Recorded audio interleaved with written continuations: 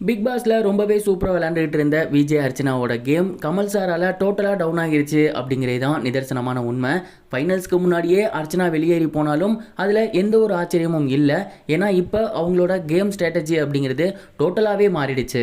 Big பாஸ்ல பிரதீப் வெளியே போகிறதுக்கு முக்கியமான ரீசன் புள்ளி கேங் தான். அவங்க பண்ண ஃபால்ஸ் அலகேஷன் தான் பிரதீப் வெளியே போயிருந்தாரு. அண்ட் அதே புள்ளி கேங் அடுத்து விஜய் அர்ச்சனாவை டார்கெட் பண்ணியிருந்தாங்க. அந்த ஒரு டைமில் ஒரே ஒரு பொண்ணா அந்த புள்ளி கேங்கை இவங்க எதிர்த்து நின்ன ஒரு விஷயம் பிரதீப்போட ஃபேன்ஸுக்கு ரொம்பவே பிடிச்சு போக சப்போர்ட்டர்ஸ் அப்படிங்கிறது அர்ச்சனாக்கு பயங்கரமா வர ஆரம்பிச்சிருந்துச்சு. அண்ட் அதே மாதிரி பிரதீப் எதெல்லாம் தவறு அப்படின்னு சொன்னாங்களோ அதே மாதிரி இவங்களும் ஸ்டாண்ட் பண்ணி இதெல்லாம் தவறு, இதை நான் பண்ணுவேன் அப்படின்னு பண்ணிக்கிட்டு இருந்தாங்க. ஸோ அவங்களோட கேம் அப்படிங்கிறது கரெக்டான ட்ராக்ல போய்கிட்டு இருந்துச்சு. ரொம்பவே சூப்பராக மாயா பூர்ணிமாவை எதிர்த்தாங்க. வீட்டில் யாரெல்லாம் தப்பு பண்ணாங்களோ அவங்க எல்லாத்தையுமே எதிர்த்தாங்க. ஆனால் போன வாரம் கமல் சார் கரெக்டாக விஜய் அர்ச்சனாவை டார்கெட் பண்ணிட்டாரு. ரொம்ப அதிகமாக அவங்க நேமை யூஸ் பண்ணி நிறைய விஷயங்களில் அவங்கள ரோஸ் பண்ணிட்டாரு. அந்த ஒரு காரணத்தினால அர்ச்சனா ரொம்பவே டவுன் ஆகிட்டாங்க. அதற்கு அடுத்த வாரம் அவங்களோட கேம் பிளே அப்படிங்கிறது டோட்டலாக மாறிடுச்சு. ஸ்டார்டிங்கில் யாருக்கிட்டலாம் சண்டை போட்டாங்களோ அவங்க கிட்டலாம் போய் க்ளோஸ் ஆக ட்ரை பண்ணாங்க. எல்லாத்துலேயுமே சாரி கேட்டாங்க.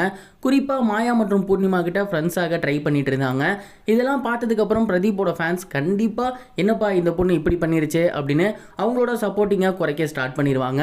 இதனால் அர்ச்சனாக்கு டோட்டலாக மிகப்பெரிய ஒரு டவுன்ஃபாலாக வாய்ப்பு இருக்குது. இதே போல் அர்ச்சனா மாயா பூர்ணிமா கிட்ட ஃப்ரெண்ட்ஸாக ட்ரை பண்ணிட்டு எந்த ஒரு மிஸ்டேக்கையும் பெருசாக பேசாமல் அமைதியாக இருந்துட்டு போயிடலாம் அப்படிங்கிற மாதிரி இருந்தாங்கன்னா கண்டிப்பாக அவங்க ஃபைனல்ஸ்க்கு முன்னாடியே வெளியே போகிறதுக்கு அதிகப்படியான சான்சஸ் இருக்குது.